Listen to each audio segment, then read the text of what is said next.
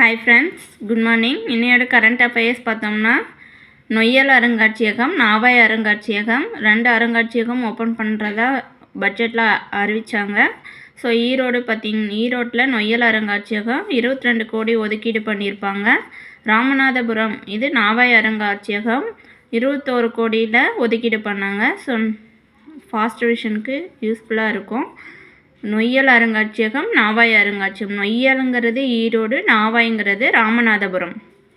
Next 2025-26 அகழ்வாராய்ச்சி நடைபெற இடங்கள் 8 இடங்கள் தேர்ந்தெடுத்தாங்க.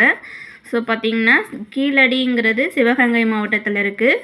பட்டணமருதூர் அப்படிங்கிறது தூத்துக்குடி, நாகப்பட்டினம் நாகை, மணிக்கொல்லை அப்படிங்கிறது கடலூரில், ஆதிச்சநல்லூர் கள்ளக்குறிச்சி, கரிவலம் வந்த நல்லூருங்கிறது தென்காசியில் இருக்குது, வெள்ளலூருங்கிறது கோவை, தெலுங்கனூருங்கிறது சேலம்.